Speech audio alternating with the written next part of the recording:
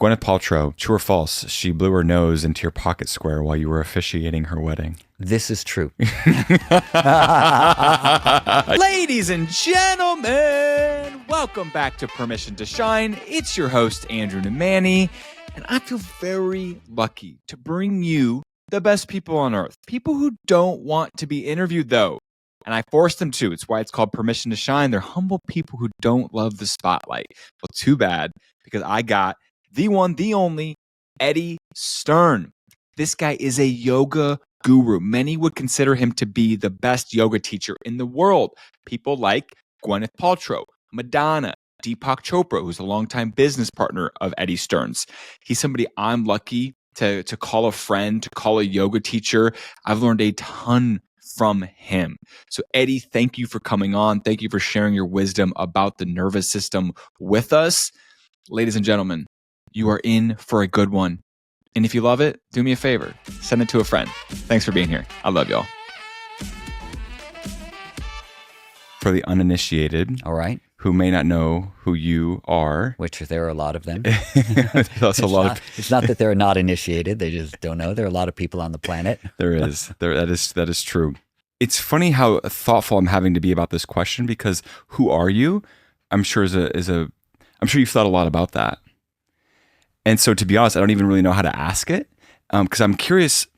I'm curious about how you would answer that on who you are, and secondly, I want you to explain some of the things that you've done in your life. Okay. So I understand why you're saying that about the who are you question, because we've had some philosophical discussions recently, and the one time we met, in fact.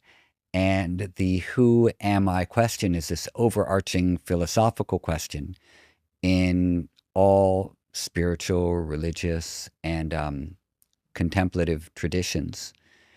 And most of the time, the answer that people get when they ask the who am I question on a fundamentally absolute level is I am consciousness, or I am presence, or I am soul, or I am spirit.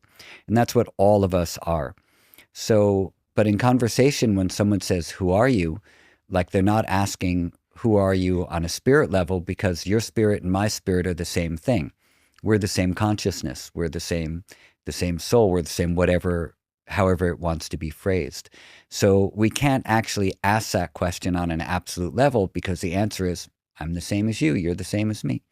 But on a relative level, which is how everyone always asks it, I'm a guy from New York City. I grew up about a 10-minute walk away from this studio where we are now on Canal Street. I spent my whole life here, except for the time I've spent in India. And I teach yoga, and I love science. And recently I got a science degree so I could learn more about science. I'm a master's in science. And I run a Hindu temple, and I write books, and I have a educational platform for yoga. I have a couple of apps, and a few other things like that. I love punk rock, and I'm a big fan of art, especially contemporary art. And that's kind of me on a relative level. And my name's Eddie. That's beautifully said. Yeah. Do you ever find yourself having to tone yourself back in the real world from like these spiritual conversations because you don't want to spook people? I never do. I don't try to sort of clean up what I think about or how I am or how complicated my mind is. I enjoy being who I am on that relative level. I like the things that I like, and I like talking about it. I think it's nice to be able to dialogue with anybody about the things that you do and be able to explain things in a way that people can hear you. So I think it's really more about not what you say, but trying to say things in such a way that people can hear what you want to convey. I think that's the most important part about communication, because you can say anything you want to, and people are going to hear whatever they hear. And when you think about what do I want this person to hear about what I have to say, then you change the way that you speak to them. And if you just think, I want to say the thing I want to say because what I think is right, or what I think is the thing which, I want to say, then people might not hear you. They might not cognize the message of what you're trying to convey. So I think an important thing in communication is to think about, how do I want the person to receive what I'm saying? What do I want them to hear from this? And then choose the proper words. Can you give me an example of that, Eddie? Well, you have to ask me a question about something, and then I'll try to say it in different ways. I guess I'm trying to understand, what are the levers that you're pulling to get that message across? Is it simply the words that you're choosing? Is it the body language? Is it your tone? It's going to be all of those things. Tone is really important because people, they hear the tone of what you're saying sometimes more than the words. So if something is said, like if I say to you, I love you, you're going to hear my tone. You're not going to feel the Dude, love. You just scared me a little bit. I know. See, it worked. But I say, I love you, exactly. I love you too, Eddie. So I love you back, man. So see, it wasn't the words, it was the tone. And it was where I was coming from when I said it. So that's an example of just talking about tone and not even talking about words so much. So when we want someone to hear the thing that we want them to hear, our tone, our body language, the intention with which we say it, all those things factor in a lot. It's cool, huh? To be frank here, I'm still hung up on the fact that you never change who you are. And it makes me very proud of you. And I was back in Iowa this week doing some work, and a guy was like, "What have you been up to?" And I could tell that he wasn't ready to hear, "Oh, I've been in the forest learning transcendental meditation. I've been practicing yoga in a Hindu temple." I was like, he doesn't want to have that conversation right now. So I just totally glossed over everything I've been up to, because I didn't want to dump all this on this guy who probably wasn't ready to handle that conversation. Yeah. Or maybe he really was, and he would surprise you. I don't know. But another thing is, in those types of situations, the thing that you were doing yoga in a Hindu temple and going to the forest and learning to meditate, those are only the descriptors. But actually what you were doing is you were trying to figure yourself out, trying to come to know yourself on a deeper level and question, who am I? Am I consciousness? Am I Andrew? Am I, and there's a reason you were doing that too. You were doing it to connect with yourself, to connect with purpose, to connect with meaning. And so another answer for that kind of a question is, what have you been up to? Well, I've been doing all the work that I do, but really I'm trying to understand myself on a deeper level, beyond all of my thoughts and my turbulent emotions and the things I'm hung up on. But I'm trying to dive deep into who I really am so I can be effective in my life and find meaning and purpose. I mean, that's a great angle. Yeah. So that's one of the things about, and this goes back to the question you just asked me, as an example of what do I want a person to hear and what am I saying?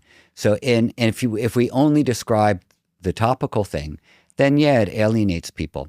I'm doing yoga in a Hindu temple. Well, if this person is a very devout Christian or Muslim or Jewish person, maybe they don't resonate with that. But if you say, I'm trying to find meaning and purpose in my life by being quiet and doing things that draw me inward, almost anyone can relate to that. That's so good, Eddie. Because truthfully, I'm doing a lot of these things so I can become a better leader. That's why we were having lunch. He's a leader, I'm a leader. We were kind of just connecting over that. Cool. And how we become better. And to me, a lot of the meditation is so that I can be a more clear, calm leader. And so if I say that, hey, I've been working on some tools to more effectively deliver these leadership trainings that I'm delivering, so I can see my audience in slow motion as they bring questions to me in scenarios, it's a good start. You have to go back there for lunch. Yes. I love that. Nervous system. Yep. I want to spend some time there. Okay. What is the nervous system? The nervous system organizes the communication of every cell in our body. We have roughly 37.2 trillion cells. Some people have a few less, but that doesn't mean that they are less effective functioning organisms. And it organizes that communication of our entire cellular body with the outer environment. So we have this interface of information flows on the inside that needs to be coordinated with what's happening in the outside world so that these two things make sense. So the nervous system is going to do that. And one of the things that it does, well, it does a lot of things, and there are several different nervous systems that we have. If we look at our autonomic nervous system, this is the automatic branch of our nervous system. This keeps us alive. So we don't have to think about it, which most of us don't think about being alive. We take it for granted. What are the things that keep us alive? Number one, give me a yes. Breathing. Breathing keeps us alive. How often do you have to think about breathing to stay alive? Almost never. It's happening all through the day, all through the night. So autonomic nervous system regulates breathing, our heart rate, our blood pressure, our body temperature, our sleep cycles, our digestion, sexual reproduction, a host of other things. But those are the primary ones. And those are called our survival functions. It's a miracle. It's a miracle. How does it happen? Nobody knows. It just does. So this is autonomic nervous system. Of the autonomic, we have a sympathetic branch, which moves us towards activity. We have a parasympathetic branch, which moves us towards rest. When we look at yoga practices, mind-body practices, meditation, qigong, tai chi, doing asanas from hatha yoga, all these types of things, these are mind-body practices. These are primarily addressing the balance or the functions of sympathetic and parasympathetic. When our sympathetic nervous system is too stimulated, then we go into something called hyperarousal. And when the sympathetic nervous system goes into hyperarousal, we go into fight or flight, which everyone has heard before. Often the sympathetic nervous system is just described as fight or flight, but actually the sympathetic nervous system is moving us towards activity all through the day. We need to get up and walk across the room to answer the door or get a glass of water. This is going to be your sympathetic nervous system is involved in this activity. So when this branch of the autonomic nervous system is too stimulated and we're in hyperarousal, a bunch of things happen. We start to perceive threat around us where we might not have a threat. One of the survival functions of sympathetic nervous system is if there's a real threat, we can run away from it or we can fight against it. That's where the name fight or flight came from. But often what happens, especially in modern times, it happened in older times too, but definitely it happens a lot now, is that we have a lot of stimulation coming towards us. So a lot of people are in hyperarousal chronically. That's what chronic stress is called. And then we perceive threat everywhere. A text comes in and we see it's from our boss and we think, oh man, what is it now? Fight. Maybe our boss, she just wants to say to us, hey, you did great today, leave work early. But so what it is not the association with all these different things. It's just our nervous system is primed for threat at that point. So chronic stress over long term, because we're producing stress hormones like cortisol and adrenaline, those begin to clog up our system in different ways. And it can lead to downstream problems, digestive problems, anxiety, increased stress. It goes into a feedback loop. If too much stress can lead to heart disease. It can lead to like diabetes. It can lead to all sorts of things. And this is very well documented in scientific communities. Most of the diseases that people die of today are stress-related disorders. Cardiovascular and metabolic disorders are some of the leading causes globally of non-communicative diseases. They're called NCDs. And 78% globally of people die from diseases that are related to inflammation, and inflammation is related to stress. These are CDC numbers.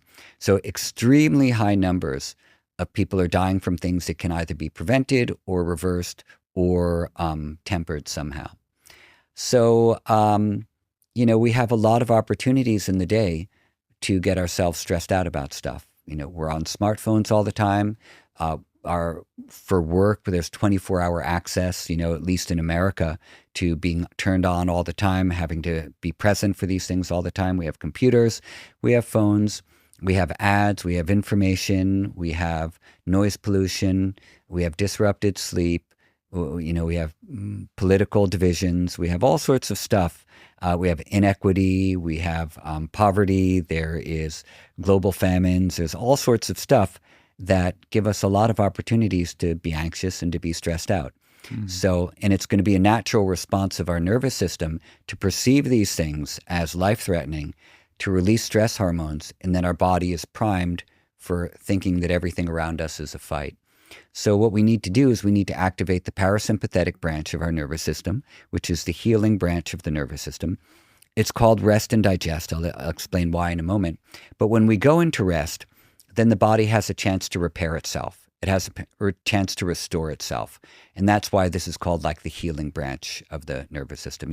If you haven't been getting enough sleep and then you have a few nights to really catch up, you feel restored. Why do you feel restored? You're having cellular repair, your inflammation levels are going down, all these kinds of good things are happening. So the slow breathing practice we did in the beginning of our your podcast here, the lengthening of the exhalation stimulates the parasympathetic nervous system. Breathing is a function of the autonomic nervous system. Our inhalation is related to the sympathetic nervous system.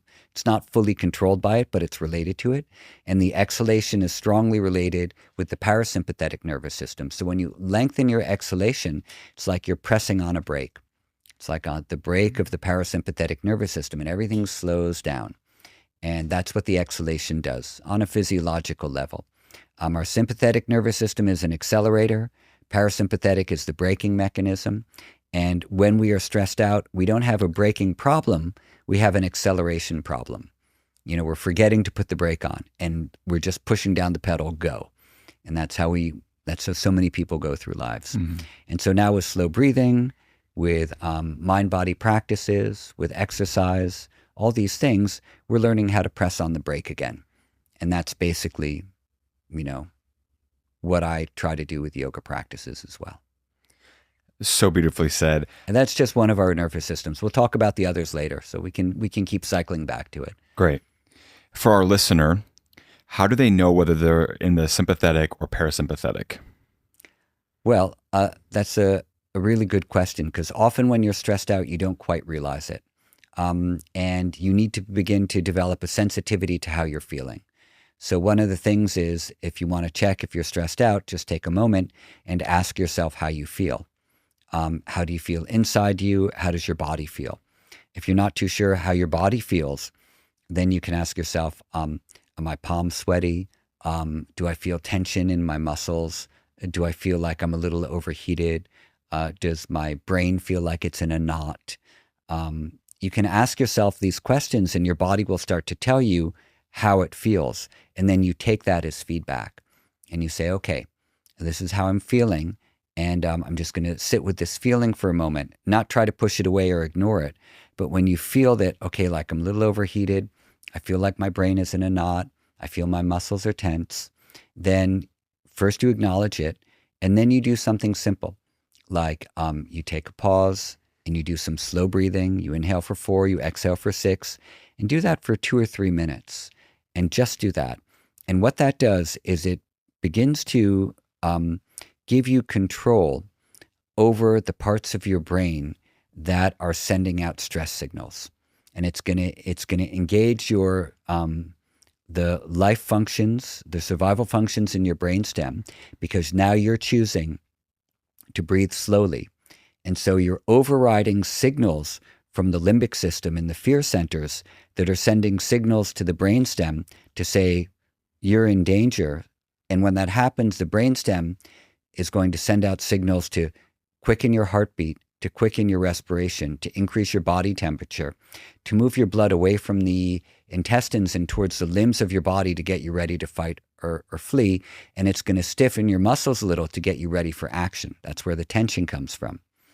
Now, when you begin to breathe slowly, you override those signals and you say to your brainstem, hey, I'm in the driver's seat here. I'm going to breathe slowly. And as you do that, then the executive functions in the prefrontal cortex, they start to come back online, and they say, okay, we're going to do this. We're going to breathe slowly, and we're not going to get lost in all these feelings, but we're going to return some agency back to ourselves. So this is happening like under the hood, so to speak, when you breathe slowly. There's chemical things, there's brain things, there's synaptic things happening. And that's why it's one of the easiest strategies for dealing with stress. Anytime someone is stressed out or a kid is crying or someone's really upset, if you say to them, just relax, that's the worst possible thing you can say. We've all tried that in our relationships Exactly. too. Yeah. It never goes well. And it doesn't work with ourselves either. And but if we say, okay, shall we just try to take a couple of slow breaths in the beginning, someone might get really annoyed, but after a few breaths, you might see things just come down a little bit. Now, The way that it works best is not if, if the person has some exposure to slow breathing or to even thinking about breathing, that's going to be good. Because, so for example, it can work with someone off the street who's receptive to it. Some people might have a little bit of resistance to it. But if you can practice these things on, say, a daily basis, do a few minutes of slow breathing, when a crisis moment comes and you start to slow breathe, and you know to slow breathe, you know that it's going to have a good effect, but your nervous system responds to it quicker. So you don't want to do things only in a crisis moment. You want to train yourself so that you're ready for a crisis moment and that you have the tools there for you. Often when I train people like outside of a yoga school situation, but whether it's corporate things or public education or whatever, people will say, what can I do when I get like super angry? And in that moment, there's almost nothing you can do if you don't have the tools. So you need the tools, and one of the quickest tools is slow breathing. The second tool after that is cognitive appraisal. After you do some slow breathing and you bring your executive functions back online, you can begin to appraise, okay, how am I feeling now? What steps do I need to take to move myself out from this situation or to repair the situation because I got in it through a conflict or something like that? So step one, a little bit of self-regulation of your nervous system through slow breathing. And then step number two, cognitive appraisal. And then step number three, come up with a new strategy. What do you mean a new strategy? Okay, how am I gonna move forward from here? The strategies I was applying that got me into this stressful state obviously were not the right ones. So now I need to do something different so I don't find myself back where I am. Mm-hmm. Okay. One thing I'm thankful to have learned recently is that a lot of times health and happiness is not about the addition of things. It's about the removal of things. Yeah. So you've given us the three things to implement to help regulate our nervous system. What are the things that we need to remove from our life to regulate our nervous system? Yeah. So here are the things that throw off. First, one more word, homeostasis. Homeostasis is our body's innate ability to restore balance. And we use Thank you for the reminder. I think I'd forgotten since 7th grade science. That's fine. We use up a lot of energy. Our body uses up a lot of energy to maintain homeostasis. Change of weather, change of day, change of interactions, change of food, et cetera, et cetera. So we're working all through the day to restore balance. And our homeostatic functions, they're very sensitive. And if they're not supported, they don't work as well as they could. Like any system, right? It needs support. So how do you support homeostasis? You eat clean, good, healthy food that you can digest at the right times. Everyone's different for their meal timings. You get enough sleep, if possible. Have some good social interactions. And then do some mind-body types of practices. Meditation, yoga, tai chi, walks in nature, whatever it might be. There are tons of mind-body things. All of these things support homeostasis. And then when you do those things, you might find that you're automatically removing some of the things that do not support it. So like smoking's really bad for homeostasis. Drinking alcohol is really bad for homeostasis. Eating fried, oily, heavy foods and too much sugars and processed foods, not good for homeostasis because it's going to mess up your digestive system. If you happen to smoke a little, okay, like for some people, not a big deal. A little bit of alcohol, probably not a huge deal for some people. So you don't say like all across the board, like never, ever, ever, ever do these things. Like people are going to make their own choices. But the overindulgence in these things is going to be problematic. When you decide that you are going to support the things that keep you in balance, and let's start with sleep. You know that you need to sleep to keep you in balance, so you're going to remove the things that make it so you don't sleep. That could be watching TV late into the night. It might be answering work emails when you're lying in bed trying to sleep. It could be staying out too late because you want to catch up with your friends every night. Or you'll identify what those problems are. And then when you look at food, food's an important part of homeostasis also, an important part of mental clarity too, and of course the health of your body. So when you decide that you want to find balance and health in your life, then you'll start removing some of the foods that are going to get in the way of that. And you'll identify them. And you can start with one at a time. Add in some, carrots and apples and maybe remove potato chips. And you don't have to remove every single terrible thing in your diet. Just remove like one thing and then and substitute in like a positive thing. Sometimes you can just put in something positive and not worry about the bad things. And then little by little, you'll start to notice the things that aren't making you feel good, and automatically they will be removed. If you try too hard to push things away that you still really like, you're still going to be clinging to them, and they're going to keep coming back into your life in different ways. So another idea is add in something positive that you also really like, attend to that positive thing and take care of it. Like maybe a new meditation practice that you just say, I'm going to do this twice a day, and you're doing TM meditation, and you just attend to that.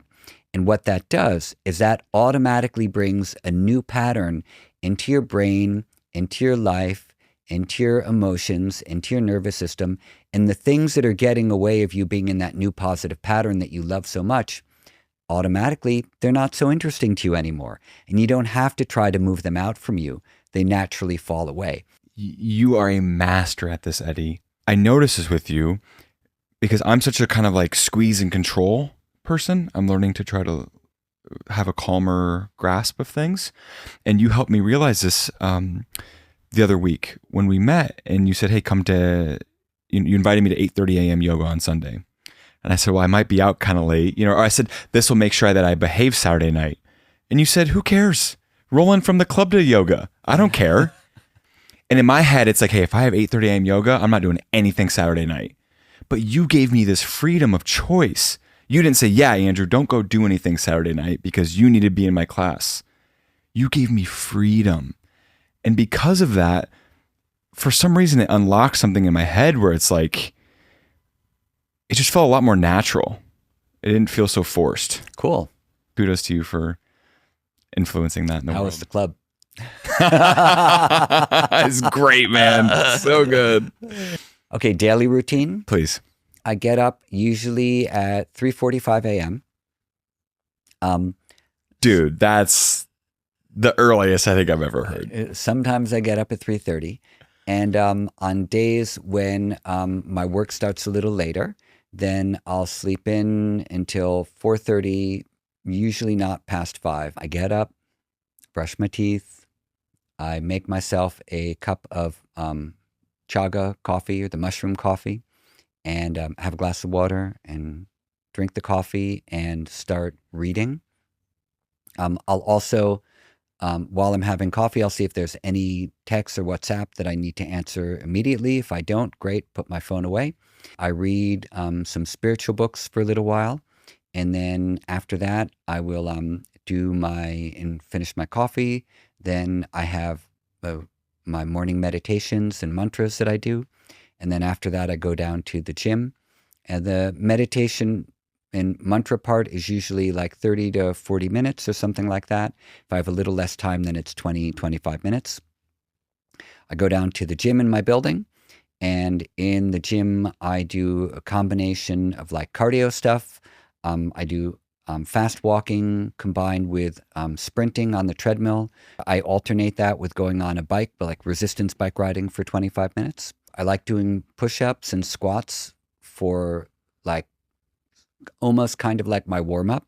So I'll do 100 push-ups and 100 squats pretty much 5 days a week. I also do some weights, some kettlebells, and then there's some other weights in the gym that I'll use, some stuff for upper body and lower body. Right now, I only do like straight yoga asana practices about 2 days a week where that's all I do and I don't do anything else.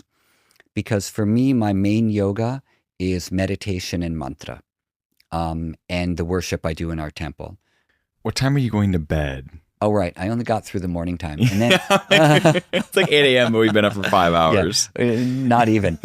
So then I, after that, I go upstairs and I take a shower, and then I get ready, and then I head to the temple. And, usually, A temple that you started. that I started, yeah. 25 years ago? 25 years ago. Go to the temple. I'm usually there by like, 7 a.m., something like that, to do the morning rituals that have to be done when you open up the temple. And then I'll start teaching. 8 o'clock is our first class. Sometimes I have a 9:30 class. We have a few other teachers that teach throughout the day. I wrap up at the temple around 11:30. And then also I have, like, for my apps and for the other things that I do, I have like weekly meetings a couple times a week for my apps. I have weekly meetings like 2 or 3 times a week for the conference that I co-host in India. Our phone calls are usually at 6:30 or 7 in the morning. Go home, I have lunch with my wife. I hang out for a little bit there. I take a nap. I rest. I have a nap every afternoon. Some days I have to miss it, but for the most part, I have a nap in the afternoon for 45 minutes or an hour. And then I head back to the temple at 3 p.m. And then I stay there until 6:30 or 7, and then I come home. And then, like, that's my day. And my wife goes to bed between 8:30 and 9, and I go to bed between 8:30 and 9 also. Sometimes slightly later, but not too much than that. You've said you've been practicing yoga since 1986? Yeah, 86. Yeah. And how long have you been teaching it? Since 1989. Oh my gosh. Way before it was cool. I mean, it was cool for a lot of people. It just wasn't cool on a mass consumption level. There were a lot of people doing yoga back then, and they were doing yoga in a very sincere and true way. Now things are very diluted, and the way that yoga looks now is unrecognizable to how it looked in the 1980s. Does it make you angry? No. It's all the meditation. Well, it's nothing you can do about it. Who are some of the celebrities that have come through your classes? Oh, man. Can you indulge me for just a second? Can I indulge you? Please. I can indulge you. With some names. I promise we won't spend a lot of time on it because I know that bores you, I'm sure. Fine. You're like, let's be deep, man. Let's No, not talk about these vain topics. It's fine. Our listener wants to know, dude. Yeah. I'll tell them. People ask me a lot, and sometimes they even introduce me as like a celebrity yoga teacher, and nothing could be further from the truth. A lot of celebrities have come to the temple and continue to, and, I'm fine with that. And for some of them who have come, there have been people who I really admire. And so for me to teach them is kind of like, I feel like a little bit like it's not an honor to teach them, but I like that they come to study with me because I admire them. And if they want to learn from me, then I'm going to do my best. But I'm going to do my best for everyone who comes into the temple. It doesn't matter. You're very fair and consistent. It's just, it's just a fact. Like, people have to be there to practice. And if they're not there to practice, they're not going to be coming. And so everyone is going to be like on equal footing when they're in a yoga class. So they have to be. That's the way that it is. But who has come over the years?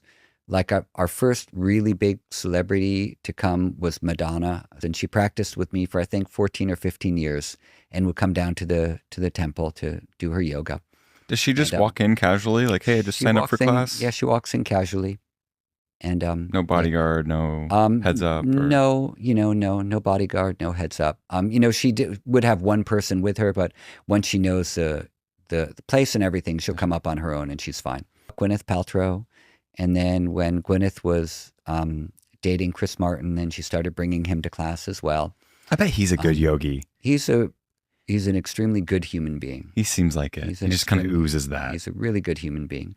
You and Chris, are you guys buddies? Yeah, we're buddies. What's he like if he was hanging out with? He's a very generous, very thoughtful person. Very generous, very thoughtful. He is aware of what's going on around him. He thinks for other people. He's humble. He's a really good human being, and love is central to his thing, to his existence. So he's a deeply thoughtful person. He's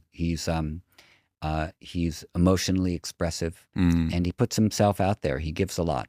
And Willem Dafoe has been practicing with me since the 1990s. He's an awesome guy. Mike D from the Beastie Boys. I was a huge Beastie Boys fan, but the Beastie Boys were part of New York and the punk rock scene and then the hip hop scene. And I was growing up at that time. So Mike is just a couple of years older than me, but I was part of that whole scene at the time when the Beastie Boys were coming up. So Ray Fiennes, and then some artists like Julian Schnabel and Francesco Clemente, who are good friends of mine now, and artists who I deeply love their work. Lou Reed, he practiced with me for about 7 years, but I would go to his house, and he was great, and his wife, Laurie Anderson, as well. So there's been a bunch of people. everybody's welcome, and I enjoy all of it.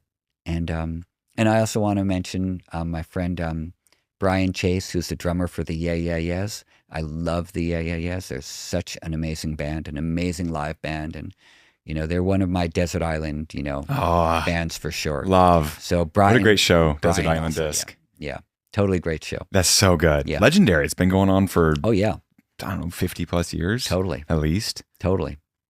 Gwyneth Paltrow, true or false, she blew her nose into your pocket square while you were officiating her wedding. This is true. You didn't bring it with you? I didn't bring. You have it a with me. pencil in I your have a pocket pencil. instead of a pocket I have a square. pencil, yeah. I'm so perplexed by the pencil, dude. I haven't seen one Really? of those since A pencil. back to 7th grade science class learning about homeostasis. This is a great pencil. This is a black wing pencil. Here, you can Where'd have you, it. no, No, you you sure? can take it. Yeah, take it. All right, I'm going to take it. I have a bunch of pencils That's very with me. special. I have in my bag. I have 5 pencils. Black Wing. How did you Yes. find this? We have great pen and pencil stores in this city. Yeah, I love pencils. I have a small you for this pencil. gift, I have a man. small. Take it. I have That's a very small sweet. pencil collection. I love pencils. I do a lot of writing by hand. Mm. Yeah. So why do I have a pencil in my pocket? Someone might need a pencil. See, you got one. Now I got one. See, aren't you happy to have a pencil? I am. I'm literally, I'm thrilled because Yeah. this eraser is cool and Yeah, unique. totally. It's like you, man. It's just like, it's unique. It's a special. black wing. It's great. You've been able to literally get to the top of your game, right? All my yogi friends, man, are like geeking out that we're sitting here today. That's So hilarious. it's a huge honor for me. So thank you, Eddie. No, it's not. It's just funny. We're just hanging out talking. It's true. It is. It's a great conversation. Yeah. But dude, like what I was thinking about, I was like, you've earned your way to the top of your game, but you also have this like punk rock edge. Like you've got these hand tats that are sick. What do they say? Well, this hand says give and this hand says love. Like, I feel like you just really are allowed to be yourself. You're like, dude, I get to be at the top of my game. Well, I'm not at the top of my game by any measure. I mean, I don't even consider it to be like a game. I mean, maybe it is a game. I don't know. But no, I am always studying. I am always seeking out ways to expand my thinking so I don't become too limited. I don't consider that I've accomplished all that much. Actually, towards the end of the year was one of the few times in my life when I've looked back on the things that I've done and I thought to myself, I've done a lot. It was the first time I allowed myself to think that and feel that and say, hey, actually, you've done a lot. And that was like super emotional. That was like intense for me to do that. What happened after that was I thought, okay, cool. Now what? There's a lot more things you want to do. And I've made big changes in my life over the past couple of years in terms of how I teach, what I'm teaching, the organizations I'm involved in or not involved in anymore. And I feel, and I've said this before a bunch of times over the past couple of years, I feel like I'm just getting started. So like now I'm 58 and I feel like the creative things that I'm engaging in and that are sort of coming to me, I feel this is just the beginning for me. And I'm really excited about what I'm doing now and how I'm engaging with people and what I'm teaching. And so I don't feel I'm at the top of my game. I don't feel there's any game to be on top of. I feel there's just like love for what you do. I was always kind of reckless as a teenager. I was super reckless. But that recklessness got channeled into independence. And that independence allowed me to start doing yoga and meditating, go to India and really seek to know who I was instead of going to college and things that didn't suit me. They suit other people, they suit a lot of people, but they didn't suit me. And so that recklessness turned into independence. And I had courage from that, especially from, my English teacher who had said, who are you? What are you doing here? What do you do next? That shaped me. And so I kind of carry that still with me. One of the reasons why, aside from really liking it, but one of the reasons why I still listen to punk rock and post-punk and a lot of hip-hop and a lot of old disco and, all the music that I listen to and stuff like that is because it's that music sort of wired into me a spirit of freedom, a spirit of exploration, a spirit of creativity. And I like to have that in me so I can continue to be free and creative and explore and share stuff and express things. So when it comes to me like being who I am, yeah, I enjoy that part of being who I am. And I know it's just a relative part. It's just a story. Fine. But if you're telling stories, you might as well tell a good one. And if you're telling stories, you might as well enjoy the story that you're part of. You said that you had this major reflection point at the age of 58. My impression of it was that you felt like you've shed a layer of skin of sorts. Okay. That's how I received it. It was, the year of the snake is coming to an end, so fine. And you talked about organizations that you've no longer chosen to be a part of. And now you're talking about identities that you no longer identify with. Would you say that all of those things are interweaved and connected? Yeah, they're all interwoven. Tell us about that. Yeah, all of it. I was part of a yoga world for like 25 years that I had a place in. And it was a world that I helped build up as well. And it was a world that was, the leader of that particular yoga organization was not a terribly good person on a lot of levels. It is true that he taught a yoga which has helped a lot of people, but it's also true that he hurt a lot of people. And I no longer could have that as part of me. I couldn't continue to teach a yoga system that someone like that had kind of created. I didn't want to propagate that any longer. So I stopped doing those practices, and then a couple years later, which was about a little over 2 years ago, or exactly 2 years ago, I stopped teaching all those things too. And when I stopped teaching that, when I stopped practicing, it was one thing because I was getting something out of my system. When I stopped teaching, I realized that I was freeing myself from a cycle of harm that I needed to remove from myself. It was a cycle of harm for me because I was part of that particular organization.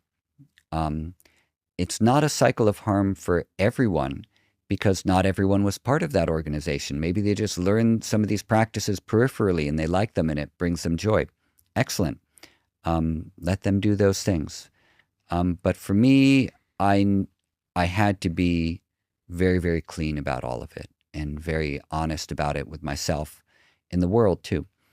When I made this decision and taught my last class of it, I felt so freed from living in conflict because I had known about some of the things that he was doing because I saw them, but I didn't know everything. Like just like sexual abuse. Inappropriate. Yeah, sexual abuse. Not even inappropriate, just sexual abuse. And why is that always intertwined with yoga practices? It's intertwined with everything, bro. It's intertwined with politics, with education, Church. with religion, with yoga, with meditation. It's everywhere. People just can't get their sexual desires in check. It's a big problem. Especially it's a big problem for women. That's where it's definitely a balance, right? Yeah, I mean, we're the fortunate, privileged ones. for boys and for men too. But women definitely. Women are the bulk of. What kind of yoga practice was this? Well, it was Ashtanga yoga. I had to be very upfront with people about what I knew and what I didn't know, and I had hidden things for a long time because of fear, and I was really, there's fight, flight, and freeze is where you shut down. And I was shut down for a long time with fear. Fear of what? Fear of survival. Like I was making my livelihood from this. You built. I mean, you were one of the top Ashtanga teachers in the world. I mean, I was a teacher, and I was well known. Even like early on, it was hard for me to say or confront what was going on because there's something in me was shutting down for fear of confrontation, fear of challenging authority, childhood stuff. Perhaps it led me to have those particular fears. I still don't like conflict. I hate any kind of engaging in conflict or having to bring something up difficult with a person. Like that's hard for me to do still. So things that are really egregious, I wasn't able to. I hope I'm getting better with that now. I think that's something that I need to be better with, especially given my past experiences and all that. So so all of that I needed to be free from. Then when I finally made that leap, then I felt free, and I felt I could be honest, and I felt that I could create something that was very different than what I had just been in for over 2 decades. And one of the things that I like to live by now and for the past few years is this idea of build the things that you wish existed, create the things that you wish existed. So that's what I'm trying to do now. With the first app I made, the breathing app, that's where some of these things started. When we built a Hindu temple in Manhattan, there were none. And the idea was build the thing that you wish created. Build the thing you wish existed. And so that's why I was crazy enough to try to build a Hindu temple. Well, thank you for sharing that, Eddie. And congratulations on taking the leap or the jump or the dive, whatever. Yeah, I mean, you call some it. people think that it took me way, way too long. So I don't know if Do you feel shame? congratulations. Do you feel shame Do I feel shame? around it? I don't feel shame. I feel regret. I feel regret that I wasn't strong enough to have said something or left something sooner. Did you end up having the conversation With who? with this guy who? No, he was dead already. Oh, he's dead. Yeah, he died in 2009, I think it was. Right now, what I'm doing is I am reclaiming myself, because who I was as this person in this Ashtanga yoga world was someone associated with Ashtanga yoga. And I gave myself away. I gave myself away to people, honestly, who didn't deserve me. And so now I'm reclaiming myself, and that means to be myself, to do the things I love, to try to do the things I do with kindness, to work on myself, to be honest about my faults and the things I still need to improve or fix or work upon. And I want to reclaim my name. I don't want to be Eddie Stern, the Ashtanga yoga teacher. This is an old identity that I helped to cultivate because I wanted position and I wanted power too within that hierarchy, within that structure. And so that's all. I'm reclaiming myself and I'm finding myself again, and I'm really enjoying and loving the things that are coming out from it. And it's definitely not always easy, but I'm enthusiastic about the whole thing. You're doing a lot, man. You're doing it really well. A lot of people are doing a lot, and That's a lot true. of people are doing well. That's true. And for the people who are not doing a lot, they should never feel like they're doing less than anyone else, because not everyone needs to be so busy. And busyness doesn't mean productivity. Maybe it means that you're trying to hide from something. Huh? Maybe it means that you're trying to hide from something. Yeah, it could be. I find that when I'm reaching for my phone all the time, Yeah. I'm in that sympathetic nervous system. I'm trying to hide from my thoughts. Right? They're scaring me. Mhm. I can't be in silence. Yeah. Whereas last night, after just 2 weeks of TM, I sat at a restaurant at a bar by myself. I didn't reach for my phone once. I wasn't concerned really with what people thought of me.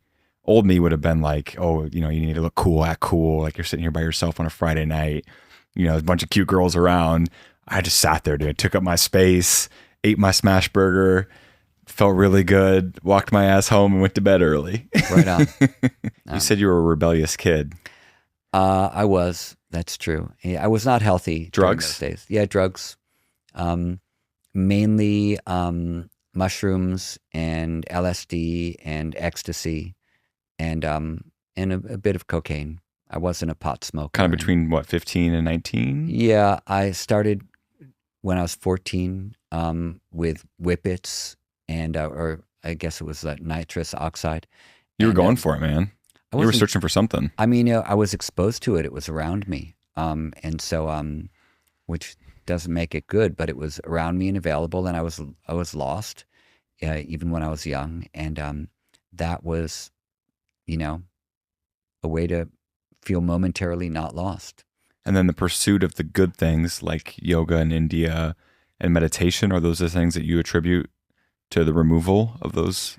Well, substances absolutely, out of your because when I started getting into yoga, And when I got into yoga, I wasn't doing yoga poses. I was like meditating. I was told first thing I needed to do was become a vegetarian. So that was my first step in yoga, was vegetarian diet.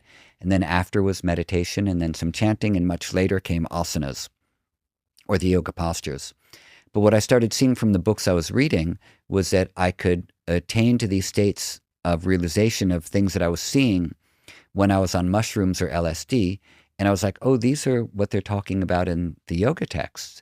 And I can do this without taking the drugs. substances. Amen. So I stopped taking them. And there were a couple of good reasons that I gave myself for doing that. Like, number one, I didn't need to spend money on drugs anymore. So I had extra cash, for records and shoes. And then number two, you didn't have to feel terrible like the next day or the day after from all the chemicals in your system. And then number three, that maybe there was a possibility at some point down the road of, instead of having a transient temporary state, that this could just become how you were, and that you wouldn't need the drugs to get you somewhere, that you would just be in that place, and that's how you were, and that was going to be it for you. So those were all compelling reasons for me. So I stopped doing everything. By the time I was 19, I was clean. After 2 packs a day. Yeah. There's 2 things I have to cover. Go ahead. Quickly. Ask me about my suit. And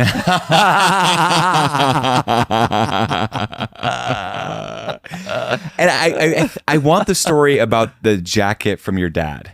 Okay. That's what I want. Okay. And we have to give credit to our friend. We got to. Okay. Yes. So this suit is made by the cloth surgeon, which was started by our friend Rav Mathur. And he is a South Asian gentleman in London who has the first South Asian tailoring shop on Savile Row. And his wife is named Parv, and it's Ravinder and Parvinder. They built this amazing, beautiful tailoring shop. He made this suit, which I love. It has an amazing collar and beautiful fabric. My tie is made by my friends from Lord Willie's, who were my first real tailors when they were in New York City. That's Alex and Betty Wilcox, and they still operate from upstate New York, only online stuff now. But Rav has become a good friend, and I've had some stuff made with him. And I really love the things that they're doing, like a cross between sort of streetwear and high-end tailoring in Savile Row. It's the coolest brand. Yeah, they're great. And they have a new brand coming out called Savile Row Sports Club, which is going to be sort of an easier entry cost point. Because it's not cheap. Folks. It's not cheap. Yeah. But it is the best. Like, if I had a bunch of money to just blow, I would absolutely go to the cloth surgeon. Yeah. Without a doubt. Yeah, totally. 100% agree. So the 1964, my dad got married. And back then he was on Wall Street, and a lot of the Wall Street guys, they would make their suits on Savile Row. And my grandfather, who was not on Wall Street, but was a private investor and a philosopher, gave my dad a bunch of cloth that he had and said to my dad, make yourself something with this. And my dad thought it was a little bit too flashy for him, so he never made anything, and he put it away. Fast forward 60 years to 2024, he's moving out of his house, and he finds in his basement this cloth wrapped up nicely in some plastic bags that my grandfather, my mother's father, had given to him when he got married. And he brought it down to me. We have lunch once a week or every 2 weeks. And he said, your grandfather gave me this when I got married, and said, make yourself something, but I never made anything. I thought you'd like to make yourself something with it, because, my dad knows I like to wear suits now. And so I said, thank you, that's amazing. It was beautiful cloth. So I brought it to Rav, and I said, here's the story behind it. Would you make something for me? And there wasn't enough there to make a blazer. So he made like sort of a crop jacket, and he made a really nice like brown velvet collar along with it. And what I did was I had him make 4 pocket squares and embroider on them my grandfather's name that we called him, which was Baba, so I could give it to 3 of my 3 sisters and to my daughter Lily also. So everyone got a little piece of this cloth that my grandfather had given my dad 60 years ago. And Rav made this like, amazing, beautiful, super stylish coat that I love having. And so my dad was happy also, because he saw that this cloth got some use. So 60 years later. Yeah. That's the most beautiful thing, Eddie. Yeah, it's awesome. And I think clothes should have a story. Yeah. That's kind of where I'm at in my life, is I only get clothes if they have a story behind them. And I think Rob is really leading the way Yeah. with clothing that has a story. Yeah, he loves the story behind it. Yeah, and I have to say, you know, my friends Alex and Betty, they before I started buying suits from them, I was a hippie. You know, I was dressing like shit, and then I needed a suit for a gala dinner for my daughter's school, and I happened to see an article about them in New Yorker magazine, and just a little clip. And I went over there. They were on Mott Street. They were close by. And, you know, I walked in there in my Birkenstocks, and Alex's first thought when he saw me was he was going to throw me out. But I was one of their first customers, and I bought a lot of suits from them. And they're amazing British tailors also. And they really showed me about like how, you know, how to dress nicely. And also I learned in India a lot that to dress nicely and to be clean in your presentation is a sign of respect for the people you spend time with and a sign of respect for yourself as well. And I had another friend who used to say, he's a Swami in India, he used to say, life is theater, you should dress up for it. And I like that. Do you have any principles, like in terms of fashion principles that you like to follow? How do you mean? Well, like I always think darker jacket than your pants. I think socks should match your shoes. Okay. Anything that you find like subtle details that make a difference for you? I'm a very big fan of sort of like minimalism and sets. I like everything to match, but for the most part, I like, you know, I don't break up very often the color of the pants and the jacket. Mm-hmm. I mainly wear, for the most part, like black and white and blue and gray, and some hints of color somewhere. The only thing really right now I have, which is multicolored, is this jacket of my grandfather's cloth, which is so sick. Which is checkered and really nice. And also, you know, I don't want to get into fast fashion or anything like that. So I'm pretty careful about who I'm buying things from, and who's making my clothing. And as much as I can do things where, you know, I know that it's smaller shops, I would much rather support. Even if I have to spend like a little bit more money, I want to support my friend. Like, his name is Sweetu. He has a shop on Bond Street called CHCM. Oh, yes. And he has beautiful things, and it's expensive. But like, I'd rather go there and buy a pair of jeans that I know is going to last me for a very, very long time, rather than going to like to Levi's or whatever. Yes. And knowing all of the consumerist things and the waste involved in that, I want to go to something where there's a lot less waste and there's a lot of care being put into what's being made. Mm-hmm. And so that's kind of how I want to engage the best I can with fashion. And one of the things and also my friend Raf Sweater, who's on Grand Street, who does amazing men's clothing and unisex clothing. He and Rav also, they'll buy a lot of cloth, which is coming from old cloth that like Alexander McQueen or other fashion designers are not using. It's the end of that roll of cloth, and they'll buy that and they'll make stuff out of it. So it's, you know, not exactly upcycling, but it's using stuff which is leftovers. And I like that also. I think about how I consume, and I try to do it carefully. But the things that I consume, I like to enjoy how they look and being able to be happy in them. Yeah, you're very intentional. It's good to be deliberate about the choices you make, Mm-hmm. like all of them. Food, clothing, politics, people, yoga practices, all those things. Like, be thoughtful about what you choose. Choose wisely. I was with our friends, the Chopras, Yes. Dr. Sanjeev and Amitha Chopra. Amitha was kind enough to teach me meditation. Amazing. She's taught over 1,000 people. Wow. Over 40 years. So cool. Deepak, your friend, got her into that. And she said, you know, I was going back to New York, and I said, when are you going to come visit me? She said, I'll come in a couple of weeks. But before then, go visit this guy named Eddie Stern in his temple. And I'm so grateful that she encouraged me to do that. I'd heard about you through Rob as well, and the cloth surgeon. So it's kind of cool, all these universes colliding. Totally. And then to have you on and to hear your wisdom and get to share that with my listeners. Thank you for having me on. It's a huge honor. Great joy to be on your show, and an honor. Yeah. Thank you, man. And for the listener, go check out that Sanjeev Chopra episode. I think it was number 16. We recorded it in this studio. Oh, cool. A long time ago. And so many people reached out after that saying they switched careers. They started meditating. They wrote their first book. Wow. Really impactful episode. That's very cool. I'm going to have to listen to it. Yeah. Well, I think this episode is going to have a similar impact. So thank you, Eddie. Thank you, Andrew.